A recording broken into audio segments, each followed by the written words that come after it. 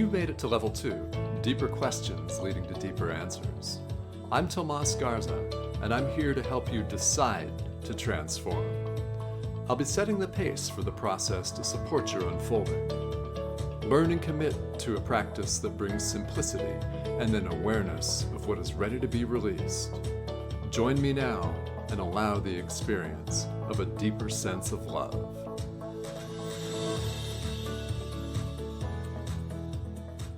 Hello and welcome to Decide to Transform. I'm your host, Tomas Garza. And as always today, we have a very special guest. And this is a conversation that I've been looking forward to for quite some time. It's going to be interesting, thought-provoking, and I do mean very thought-provoking and a lot of fun. Joining me all the way from Colombia is Herman Jaramillo. Herman, before I read your bio and intro here, I just want to welcome you very quickly to the show. Thank you so much for joining me today. Tomas, I'm honored to be here, and thank you so much for opening up this space for me. Absolutely. It's my pleasure. And guys, let me read to you about Herman here. We'll give you a little bit of context for what we're going to be talking about today, which, as I've mentioned, is 100% thought-provoking. All right. Herman Jaramillo is an infinite mindset coach specializing in entrepreneurs, toxic relationships, addiction, and inner child work. When he was 8 years old, he started his first business selling lemonade and went on to work with Tower Records and manage a nationwide pizza chain in Colombia. Since going bankrupt in 2005, Herman found coaching at first to understand, then to change his life. After seeing the results, he dedicated his life to studying different techniques like angel therapy, psychic mediumship, addiction therapy, and several modalities of coaching to be of service to others, creating life and long-lasting changes. So Herman, this sounds like quite a background. Again, Hello. it's a pleasure to have you today. Thank you. So Thank you. there are several things that grab me here right up front. And number one is the fact that you have been an entrepreneur since you were 8. And you've done more in business than this mentions by a long shot. So, tell us a little bit about the role that kind of enterprising has played in your life. Well, business, I've always loved it. I have it in my blood. I came from a family here in Colombia. My parents are Colombian, and my last name is Jaramillo, and I'm Jaramillo. And that is especially a last name that relates a lot to businesses. Okay. Especially a lot of all my uncles and aunts were business entrepreneurs, and they had businesses here in Colombia, and I had that in my blood. So initially, when I was 8 years old, I wanted the money. So because I used to ask for things in my house, and there's no money, and that was the excuse. But said I want to get my own money. So that's where I started to sell lemonade. And when I arrived to Colombia when I was 11 years old, I love music, so I wanted to buy CDs, and my father's like, I wanted to buy the whole Queen collection or Pink Floyd, and it's like, no, I'll only buy you one. And it's like, so how do I get the rest? And he's, work for it. I'm like, sure. So I started to sell homemade chocolates, sandwiches. We made T-shirts with the logo of the school. And then I started to import CDs, and one thing led to another. And I loved that. I felt very natural in that space. And I was very prosperous doing that. Okay.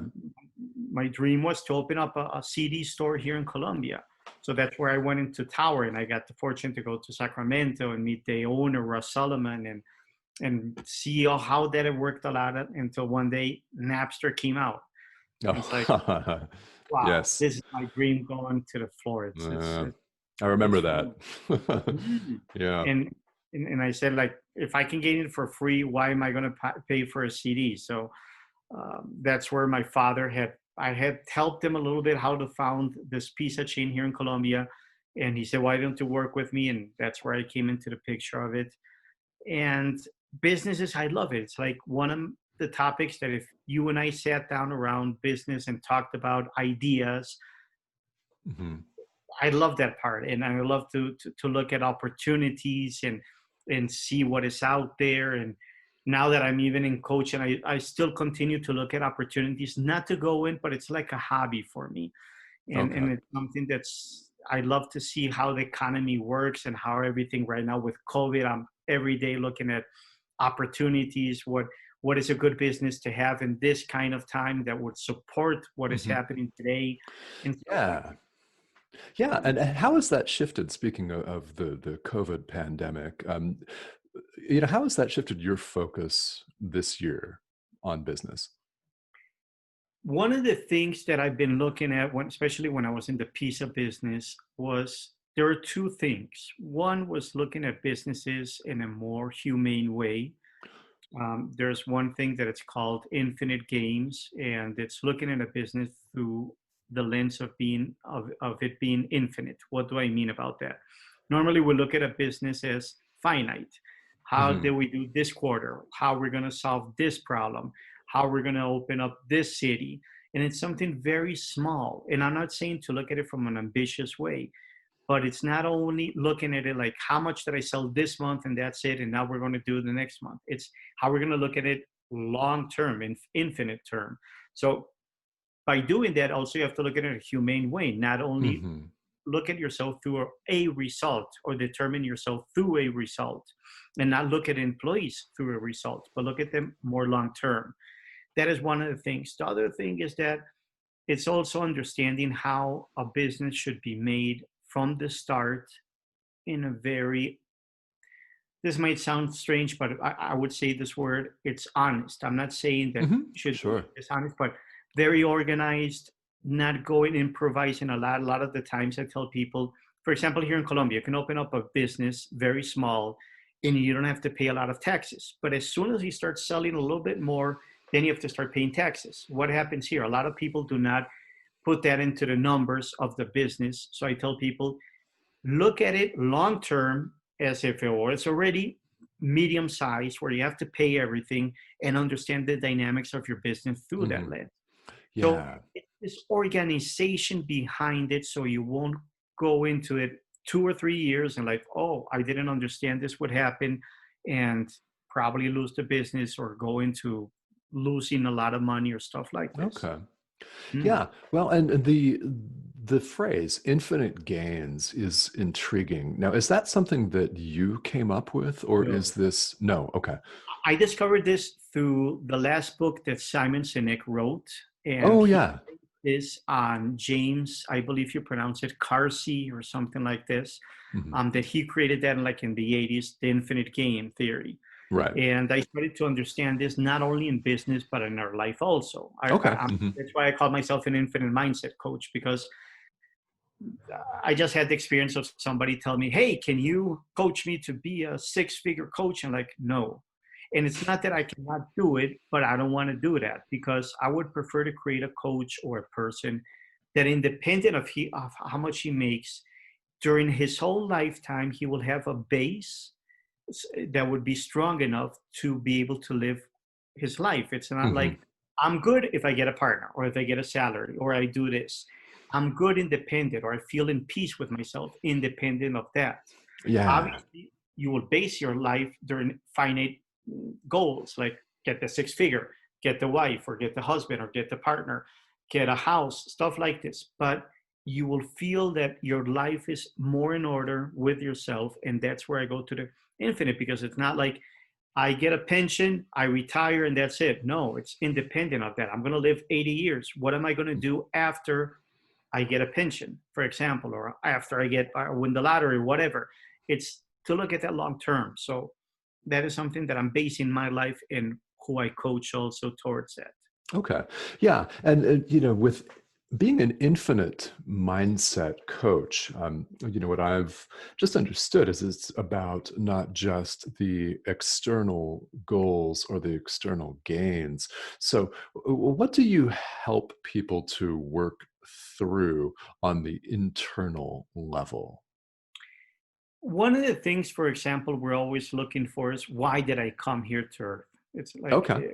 we look for the meaning, the purpose, Hmm. which is very important. And And if you look at Viktor Frankl's Man in Search of Meaning, he talks about this the whole time.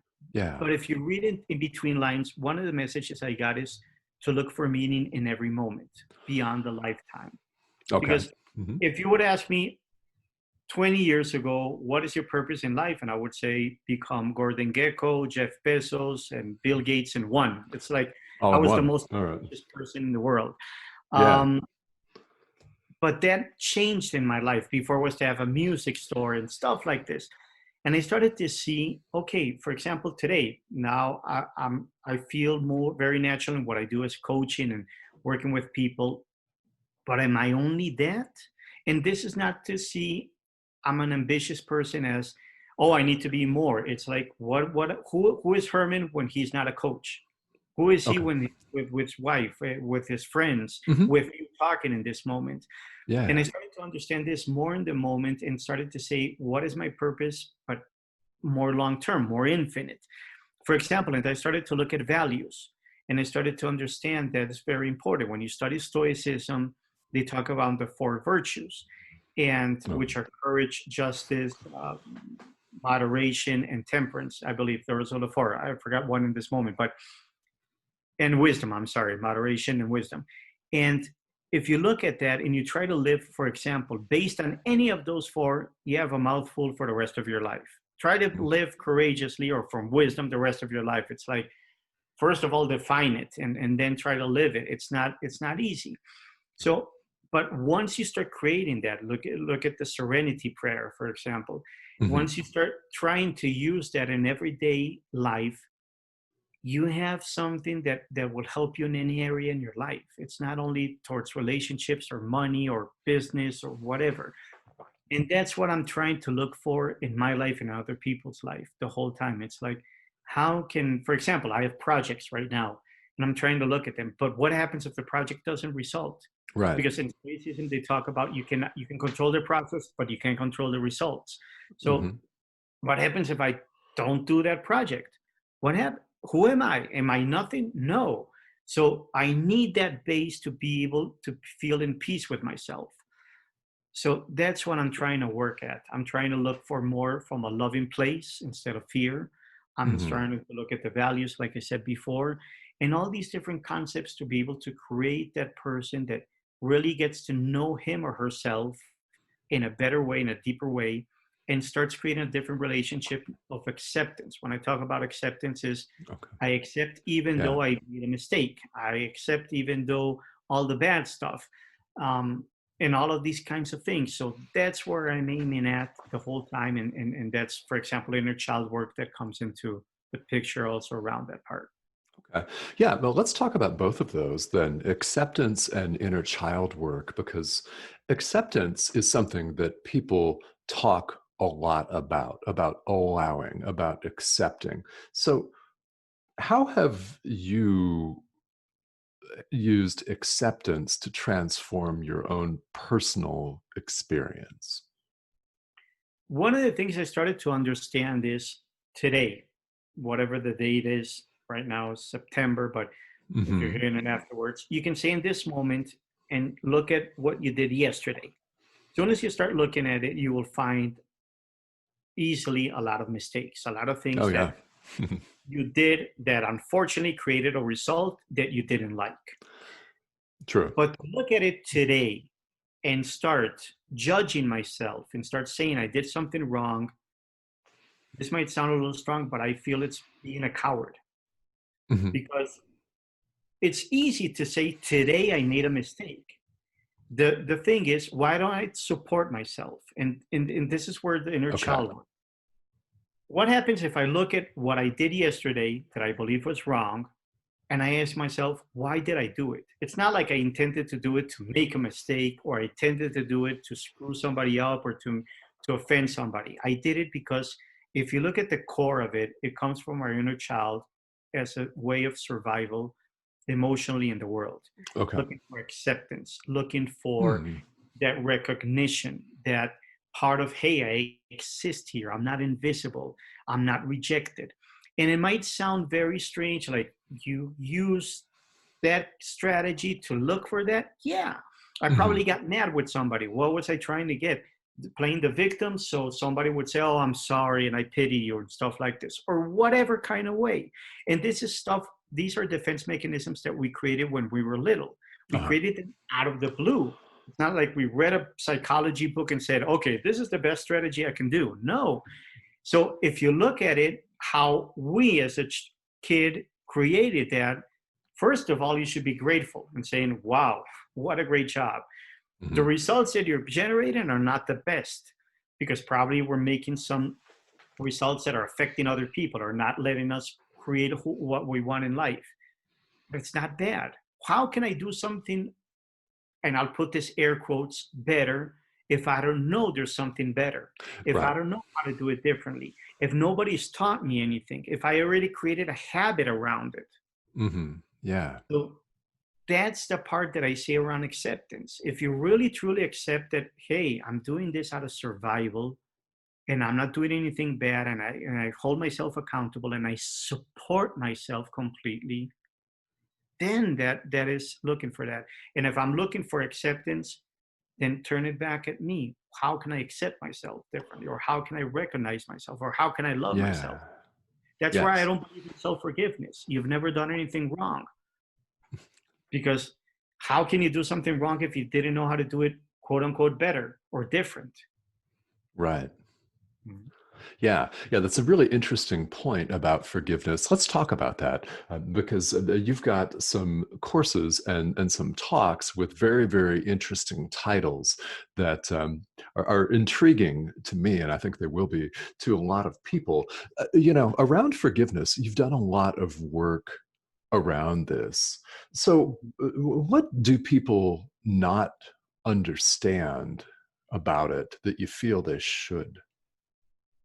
Well, when we talk around what I do with this, I believe, and I call it forgiveness is bullshit. Uh-huh. Yeah. And how do I say this? Forgiveness, I divide it into three parts. I forgive you for doing something that I feel was bad to me. Hmm. I ask for your forgiveness because I did something wrong to you or something bad. And third, self forgiveness.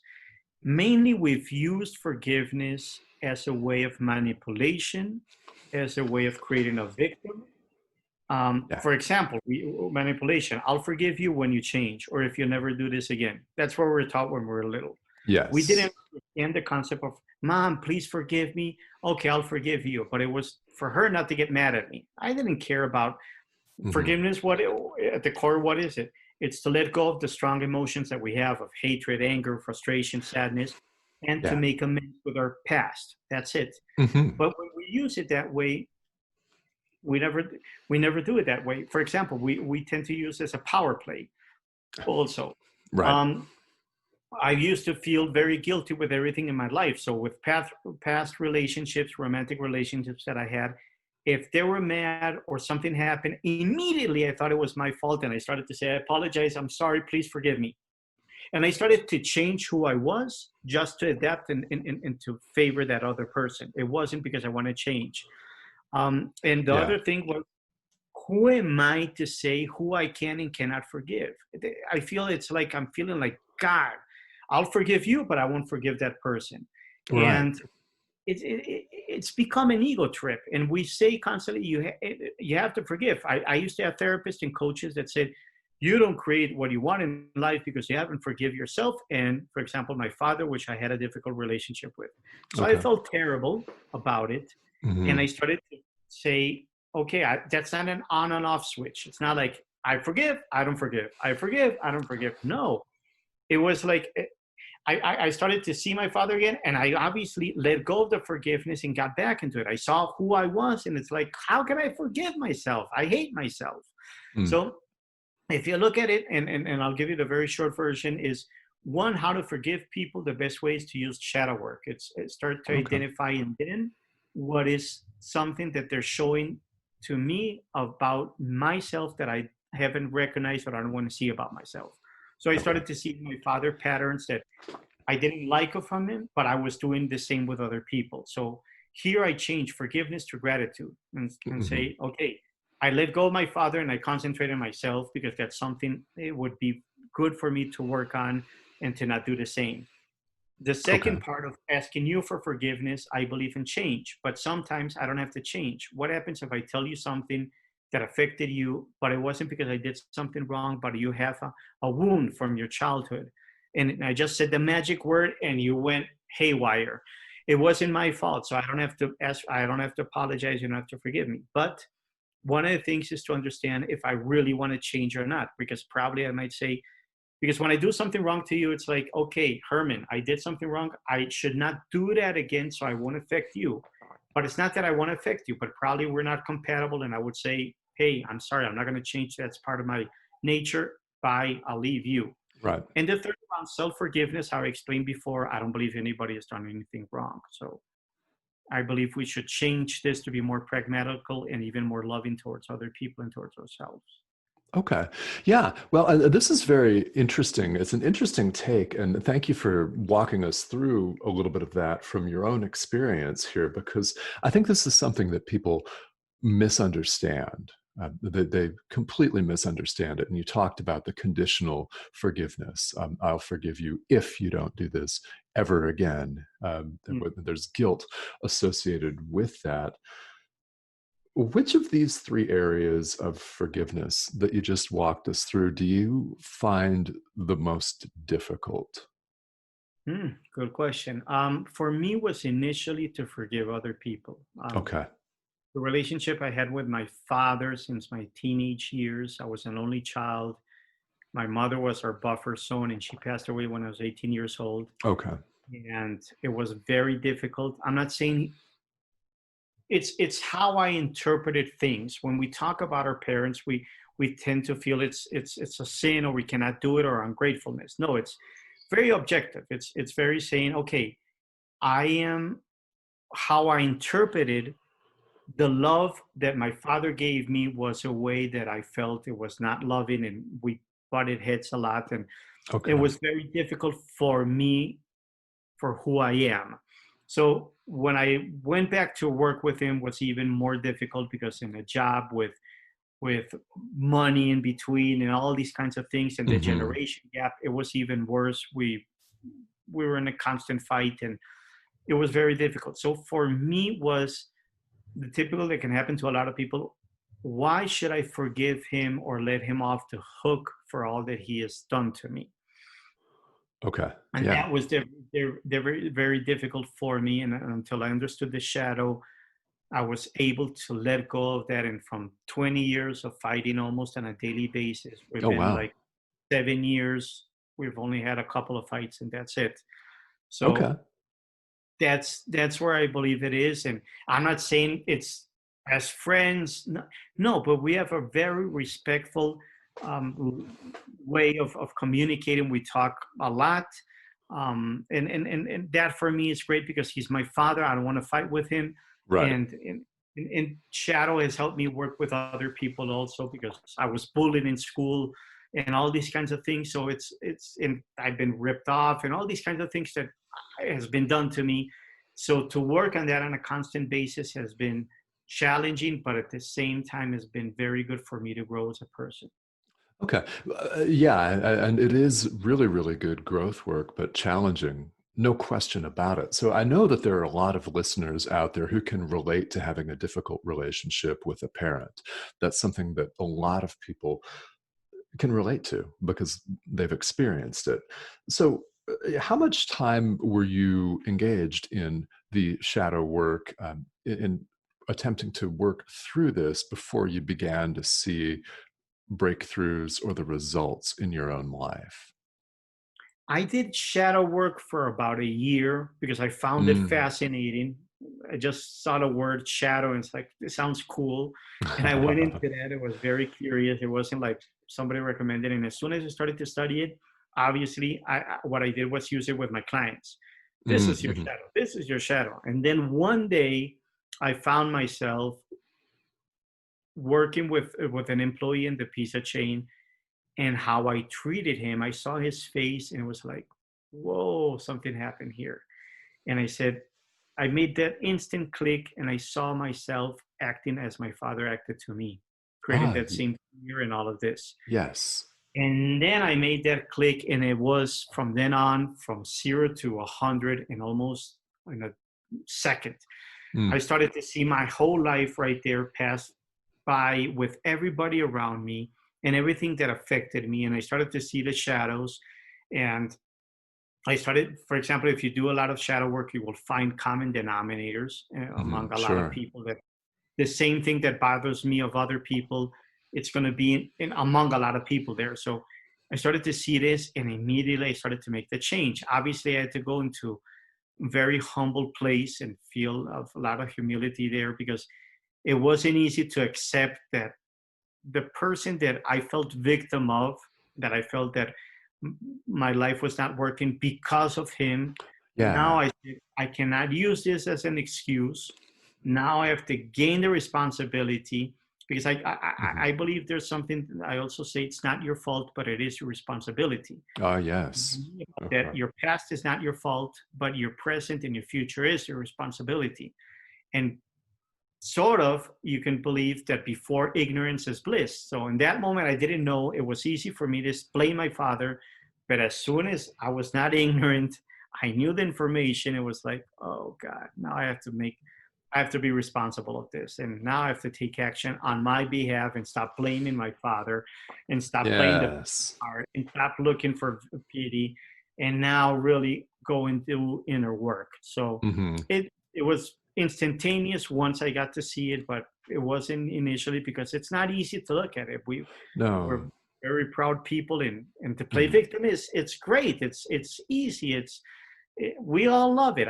I believe victimhood is a show of self-love, and that's what we're trying to do. That's why we play victim, because we're trying to look for a way to be able to, hey, love me one way or another. But that's what we tend to do. So Mhm.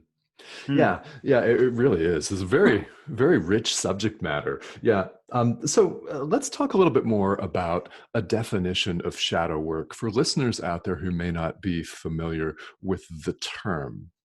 Yeah, what exactly does this encompass? This was created by Carl Jung, a Uh-huh. psychiatrist and was student of Freud. Sure. And mainly what he found among his thousands of clients was everything that bothers us, that we do not like from other people, is something we don't identify, we don't want to see, we don't want to look at, we don't want it to be part of us. Hmm. For example, when you point your index finger out, you're pointing three fingers in. Yes. So you're three times that you're judging in another person. Or what you're doing is Oh. projection. This and all this started out when you were little. Hmm. Parents said to you, "Don't do this. Don't act this way. Don't talk this way. Don't follow this dream." Stuff like this. So obviously, to adapt to them, we started to deny that part inside of us and started to put it onto other people. That's what projection is. Yeah. And that's where we start creating the shadow inside of us. Mm. And there's also light shadow. The best way to identify light shadow is everything good in other people. What I mean about this. And look at it and this might sound strange, but when you envy somebody, Hmm. you envy the good in them. That is your shadow. It's saying to you, I also am that. Yes. And for example, here through shadow work, one of the most important things to understand is that every human being has the capacity to be the next Hitler or the next Jesus. Yeah. And that's one of the things we don't understand. For example, Carl Jung used to describe a lot. If you read a book around World War II of the Nazis and Holocaust and everything like that, you can read it from three ways. One, to learn about history, humanity. Hmm. Another, to read it as a victim, as, whoa, it's very hard what they did unto these people. The third is to read it from a perspective of, if I was in that time, I probably could have been one of those people that tortured Jews or that Mm. did this wrong. And I have that capacity. And once you start identifying that, that's also acceptance. Because people say, I would never be able to kill somebody. Tell that to a mother. They're taking away her baby if she's not able to kill somebody. It's most Mm. surely that they can. And I'm Sure. not saying good or bad, but that's part of who we are. And Hmm. the more that you understand that quote unquote dark side of us, it's even better because we understand the light part of us, which is the beautiful part of us. And Right. that also we have the capacity. We can do something very beautiful to help the world or to Yeah. help some. But we need to understand that. So shadow work helps us identify that through other people, Hmm. who we truly are and why we're not identifying those things and how we can rescue them to be more whole and to be a better person. Hmm. Yes, and you mentioned that once you saw yourself, referring to the example with your father, once you saw yourself in his behavior, in his speech, then the transformation was rapid, Yes. right? Almost instantaneous. Yes, completely. Mhm. Now, have you seen that type of transformation in a number of different people, or is this an experience that you had? Does it take other people longer? It depends on the person and where they are, because Okay. if we have a lot of resentment towards a person and anger, Mhm. it's harder to see it because obviously our ego says, "You're perfect, man." It's like, you're not like that person. Don't believe that BS and all of that. You're better than that. So I've been working with shadow over 10 years and with my clients around 10 years. And there hasn't been a moment that I haven't found a shadow for somebody or for myself. Okay. There have Mhm. been moments that for me it's hard to look at my shadow, but it's pure feeling proud. It's more of, I want to deny that part. I don't want to see my truth. Although the truth will set you free, but at the same time it's not easy. I'll Yeah. put another one. You can't handle the truth, like Jack Mm. Nicholson used to say. So Yes. it's not, and we've been taught to fear the truth. We've been taught to Mhm. love more lying than the truth because the truth can bring us problems since we were little. So that is something that it's hard for us, and that's where somebody external can help. I tell people to look for somebody objective, and also to do the inner work. It's hard, and it becomes sometimes even tiresome because everything that I don't like, so it's a shadow of mine. Yeah, unfortunately. So it's Right. like I'm screwed up. I'm a terrible person because look at all of this that I'm not. I don't want to see in other people, and in myself. I'm just looking. I don't want to see it in myself either. So it becomes sometimes it's hard, but it's very deep and wonderful work. Mhm. Well, it seems like it's worth the effort. Would you say that for people? Yeah, yeah. This is it's so interesting because people are so resistant to even acknowledging or looking at our so-called shadow or our dark side. And in your experience, why are people so resistant to seeing this when we know it's there? Because when we were little, everybody told us you have to be perfect. Ah, You have yes. to, and that's what, and if you're not, we're all the time battling between acceptance from other people, belonging. We as a human being have this in our DNA. We need to belong to a group, a society, a tribe, whatever. Right. If we're feeling that is going into a problem, we identify that and we immediately convert into somebody different. We even create a gap between who we truly are and who we become to society. And there's an archetype that's called the prostitute, which mainly says, "Hey, society, who do you want me to be so you can receive me?" And I become a prostitute to the society. Everybody has Ah, that. So unfortunately, one of the things that people condemn a lot is for you to be quote unquote bad. So they say, don't cry, don't get mad, don't shout, don't do all of this. You copied, so that's wrong. They expose you from school. You robbed something, they expose you from there, you go to jail. And everybody's telling you from when you were little, don't do anything bad because you'll get mhm. in trouble. We won't accept you, we won't love you, and all of this. So it's all this time understanding it, but the question is, why do you do it? For example, a lot of people like, why did you rob if you have money? Oh, I was trying to call the attention of other people. Or why Mhm. did you hit somebody? I was trying to defend myself. But at the same time, it's acceptance. All the time is looking for that acceptance. We have this big emotional void, unfortunately, as society through that. And one of the things is, I tell, for example, in couples and all of this, or among relationships, is talk among each other through your fears. What are your fears and what are my fears? A Okay. lot of the people don't understand that part. So when we were little, if certain families don't let to talk about that, but others, it's hard to talk around our fears, like tell our mother and our father, I'm afraid of this. Some Hmm. people might come up with like, you're a man, you should not be afraid. Yeah. Or if you're afraid, you have a problem. It's like talking around suicide or stuff like this. A lot of people, I used to think around suicide, but if you talk about that publicly, you have to go to a hospital. You're sick. You have to go to a psychiatrist. There's something wrong with you. So if I cannot express who I am with all that comes in there, that's very natural. And if you want to blame somebody, blame God for creating us this way, because He created all with all these emotions, with the good and the bad.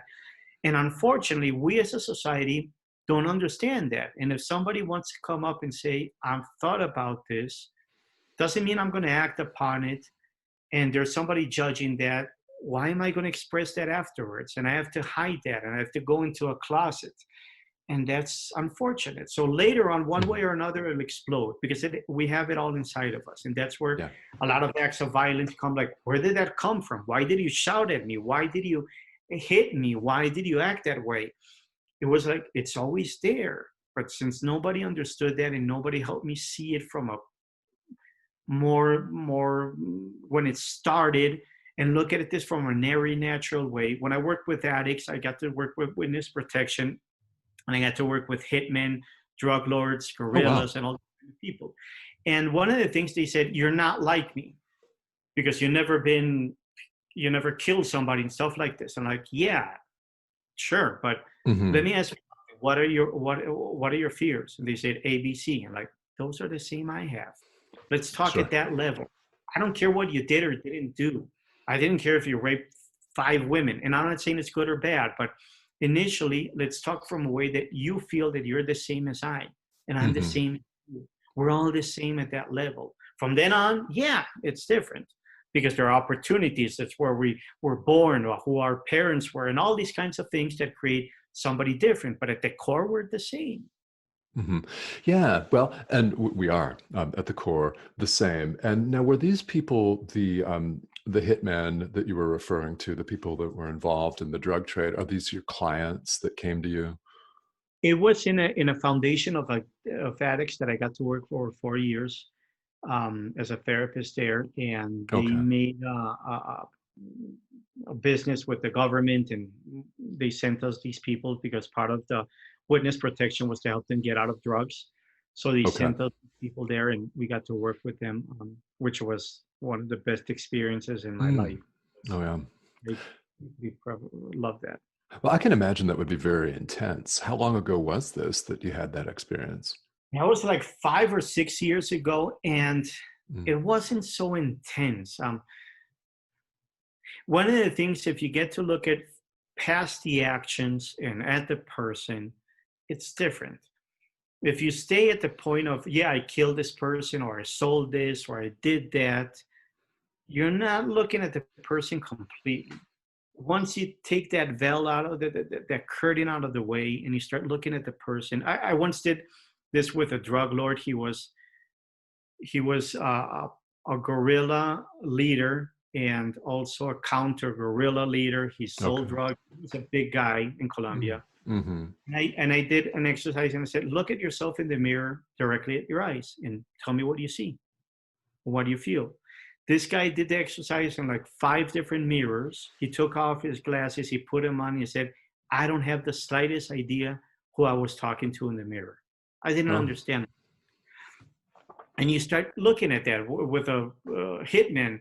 He talked about his children, and you could have seen his face light up like a little child looking, going into a Toys R Us or looking at a big cake or stuff like this. It was the most beautiful thing to look at.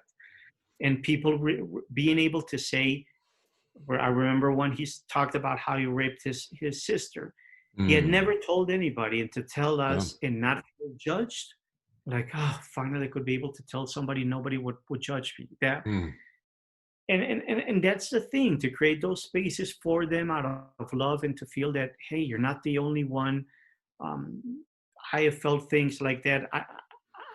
I haven't raped anybody, but you can rape Mm. somebody emotionally. You can kill Oh, somebody emotionally. You yeah. can do all those kinds of things. You tell somebody they're useless and they're dead, but living. Stuff like this. So it's like to help them understand that they're not alone, that they're beautiful people, that they can change, and understand why they did what they did. For example, the person that looked at himself in the mirror, he took he used to take a lot of coke because he wanted to numb the pain, but he Okay. numbed the pain out of the violence that he did. But he did the violence because of how his father treated him when he was little. Hmm. So if you look at it from there, it's like you're not the bad person. Look what happened to when you were little, and because of that, you became a violent person to let go of the anger, and that's why you started to use coke to numb the pain. Yeah. Okay. That's Yeah, well, thank you for sharing that piece. I know that listeners will find that very, very fascinating because it's such deep level work. And it's deep level work no matter where somebody comes from. And all of these wounds come up for us as adults, and they lead to another subject that you work with directly, and that's toxic relationships. So let's talk a little bit more about that because when you work with people around toxic relationships, do you have a particular approach to this subject? how did I arrive to that subject? I had several relationships before with women that were toxic, but I'm not saying it's nobody's fault, first of all. That Sure. maybe it's not to blame, even though I blame people in that moment. But fortunately, I got out of it and I started to do a lot of work. And then I went into a marriage that I've been there for 10 years and it's Okay. been non-toxic. But Oh, I received a lot of clients and everybody was going through toxic relationships. And they were asking what should I do about it? And they were asking me, what did you do, Herman, to be in a good marriage and all these kinds of things. So I started to understand this differently. And I started to understand that what happens here because of the wounds that we had when we were little, we started to create emotional voids. okay. And one of the things is unconsciously we grow up, we look for a partner, and this doesn't matter if it's men or women. I work around more feminine and masculine energy instead of this is a woman or this is a man or whatever. Hmm. I'm not going there. The thing is to understand we unconsciously look for a partner and we try to recreate some part of our childhood years that we couldn't fix or we couldn't feel good at with that partner. So we tend to use that partner and that partner uses us to look at that. When this happens, one of the things happens here. One of us goes into feeling like a parent, the Okay. parent, what he or she does. That person tends to fix, to give permission, to solve, to help the other person. The other person is the child. It's the one that brings in the problems, that asks for permission, that brings in the drama. And both of them make a perfect relationship because they feed off each other and they make each other feel accepted and feel good. Okay. What happens here? After a while, the parent, quote unquote, the parent might say, okay, I need somebody more mature. I'm tired of you. Grow up or I'll leave and I'll look for somebody else. Or sometimes the child might say, I already have a mom or a dad. I don't want you to be that. Bye, and they leave. There's a Okay. saying in Spanish, I'm going to put it in English, that says, what you don't resolve comes back. Lo que no se resuelve vuelve. Sounds Mm. better in Spanish because it rhymes. But in English, it's like that. So that's why we constantly repeat the same things. We believe all men are bad, or all women are bad, or God has it onto me, or it's karma, or it's bad luck. No, Yeah. you unconsciously from your inner child are looking for that. You feel that you're a child, you're looking for a parent constantly, or they're a parent, they're looking for a child. So this concept starts to constitute toxic relationships. There are two other words that a lot of people are very hectic to talk about and very scared: abuse and trauma. Okay. We tend to look at those two words only from people that passed through a war, PTSD, or children that were raped or hit with an iron, stuff like this. But people Hmm. haven't considered a lot that abuse, it's very easy to do. For example, emotional and verbal abuse. Yeah. When a parent comes in mad, because of their job and tells their kid, shut up by accident. They might be the most loving person or ignores them or stuff like this. That is abuse. And that starts Mhm. to create trauma inside of us. So I believe everybody has been abused one way or another, and everybody's been traumatized one way or another. And it's not to compare to other people. So when you go into a relationship, when this dynamic of a parent and a child, and you're going out of all these fears of not feeling alone, not feeling rejected, of not feeling like a failure. So Mhm. you do all these kinds of things to maintain a relationship. There's going to be abuse and there's going to be trauma out of it, obviously. So it goes into this cycle, unfortunately, of not a healthy relationship where it's based more on fulfilling my own emotional voids and the other person doing the same instead of, hey, let's work together. One Mhm. of the ways that you would be able to do it is two adults. And two adults, what are they in a relationship? Two independent people that have their own goals, some common goals. And the biggest thing is they do not need the other person. They want to be with the other person. When you need somebody else, Right. you're in a toxic relationship. But one of the things I started to look at this is we call them toxic relationships, but we still are there. You can describe this to a person. Hey, this person is treating me very bad. You can tell them you're in a toxic relationship. Should I leave? And it's like, if you want to, but they stay there or they look for somebody similar. So I Mhm. believe toxic relationships is something that also it's not true. Why is this? If they were toxic and I know it's toxic, I will leave it. But still I stay there and still I look for more toxic relationships. So they start serving a use for me. They start benefiting me from a very ironic, very bad way, but they're Right. serving. That's why I'm staying there. If not, hey, sorry, I love myself enough and I'll leave it. But we stay there. And I used to have toxic relationships, and it was my responsibility and the other person's responsibility Mhm. and maturity and all these kinds of things. But they treated me, and I permitted that in ways that unfortunately were not good enough. And what was that? So I started to understand, why did I stay in those relationships and why did I crave them? For example, I had one that left me a couple of times. I almost converted into a religion. I started to do all these kinds of things that who are you, Herman? And I Mm. started to say, oh, I do this because I don't want to be alone. And this is benefiting me. And that's why I'm here. So it's not toxic. It's good. Mhm. Okay. Now my definition of relationship is different. So Right.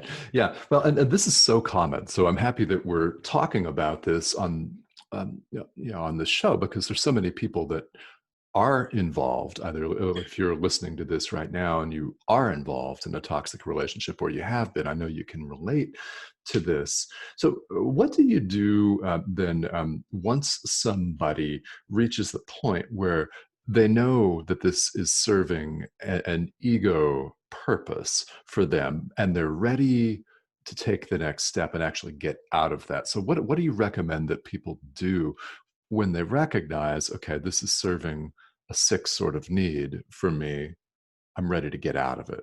What's the next step? well, yeah, like you said, the first is identify that it's benefiting me and why it is benefiting me. What am I Yeah. getting really? What am I really getting out of this? Because that's the wound that it's important for you to work on. So there's a law in the universe that I strongly believe by, and that's why I call it a law, Mhm. that says if I'm in a relationship with somebody, I as soon as I start to change, the other person changes or leaves. So what happens here is one of the difficult things is this. I might identify I'm in a toxic relationship. I understand why is it, but I'm with that person, and there are obviously a lot of pragmatical things in the way. We might Mhm. have children. I might depend financially on that person. So it's Right.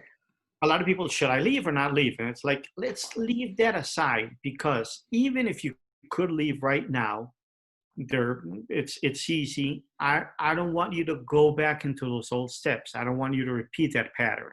So it's first understanding this part, and first of all also to give the relationship an opportunity. But Mhm.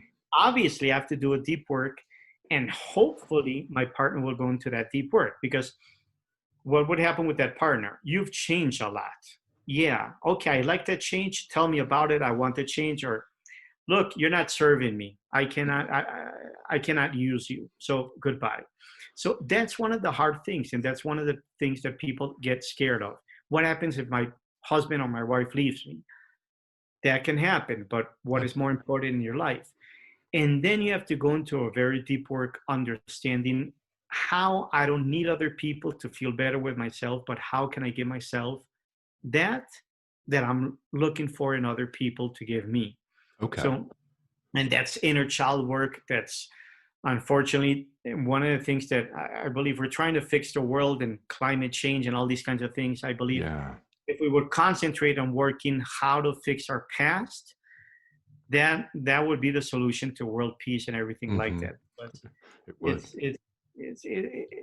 would. we look at all these kinds of techniques, and I'm saying they're good or bad, but unfortunately, it's not for everybody. It's I haven't Mhm. found one that you would say this is the best one. No, and it's not for Right. everybody. Yeah. You look at hypnosis, EMDR, all Mm. these kinds of PNL, all these kinds of things. They're great, but there's not a perfect one. And I believe we should continue working on that because people need to really understand and let go of their past and be able to feel more in peace with themselves.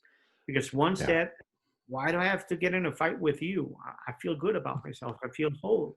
You can tell me anything. It's like, yeah, that's your problem. It's not mine. But I get engaged because I feel that you're reliving my past. So that's where I go into violent parts and stuff like that. So that's mainly it. Yeah. Well, and this is really a wonderful piece here about the deep work. And you said something that I really want to repeat because I think it's worth repeating is the question for people to ask themselves, how can I give myself what I'm looking for in other people? Right? Mm. How can I give myself what I'm looking for in other people? And you are involved, Herman, in so much of this deep work in very different arenas. So how can listeners get a hold of you if they want to take this to the next level and actually do some of this? Thank you, Thomas. Yes, I do processes with people. I don't tend to do one session and that's it because Right. even though, for example, I do all this intuitive work, we didn't talk about angel therapy and psychic and reading, energy Mhm. readings, and all of this. We get a lot of answers from it, and that's where I went into coaching because part of it is we get information, we receive it to our head, and the indigenous people had a beautiful saying that the most important path you should do in your life is of 18 inches from your head to your heart. Right. Once you put it into your heart, you start taking action. So the thing is, we're scared to go into these processes. Right. I'm one of them. I used to like give me the magic pill, let it be as easy and effortless and painless possible. But once you go into this very deep, it's life changing. So it'll take a Mhm. while. I'm not saying 10 years. It'll take some months. It depends on what you want to work on and Mhm. all this. But that's where I accept people into process 3 6 months, and where you will understand yourself. I will help you there. I will guide you and support you the whole way. I'm not going to leave you alone. And what we work together is first understanding who you are, why you act, what happened in your childhood years, and how you can let that go from a loving way, and then be able to reunite with yourself, with your inner child, and Okay. feel whole from there. So to Mhm. get in contact with me, the best way is through my email. It's Herman Jaramillo, and Jaramillo is written JARAMILLO at gmail.com.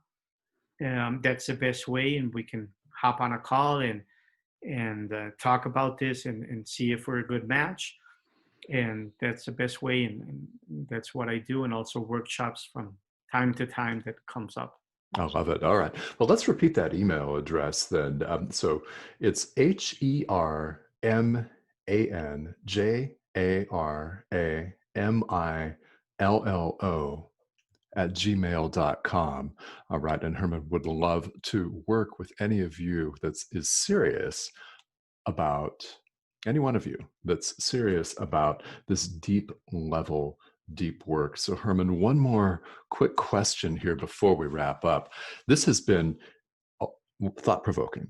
As I mentioned at the outset, I knew it would be. I love this. Okay, so do you have one last suggestion for somebody that might be afraid, like actually considering doing this work, but they might be afraid to do it?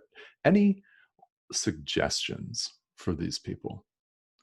First, you're not alone. Um, I believe everybody is in the same place you are, different Hmm. scenarios, different part external. And second, it's not your fault. It's really, you haven't done anything bad. It's mainly you've tried to adapt the best way possible to the world, and you've done your best. It's to open up your eyes to something new, but it's not your fault. You haven't. That's something I almost tell myself on a daily basis. Not your fault. Hmm. I'm not putting myself off the hook, but it's not my fault, really. Right. Yeah. And that's something that should be said almost on a, everybody should tell themselves. Right. Yeah, most definitely. You're not alone and it's not your fault. All right. Well, Herman, I've learned a great deal while we've been talking today, and I know that our listeners have too. And this has been a wonderful conversation. I want to thank you again for joining me here today. Tomas, thank you. I love being here and I love being around the people that you're helping also. And you're doing a marvelous job by bringing on more people like me and to be able to help other people and be of service and to create a different world. So thank you so much for this Oh, you're opportunity. most welcome, and it's my pleasure. This is just a place where we do bring in people that are doing this hard work, because it is hard work and it's so worth it. So again, this has been Decide to Transform, and Herman Jaramillo is available for you to contact. You can look at the write-up here as the show's released here on Podbean, and this will be available anywhere you listen to podcasts within a couple of weeks here. So Herman, again, thank you so much for taking the time today. This has been a real pleasure. And guys, thank you all for tuning in. Thank you, Tomas. Goodbye, everybody.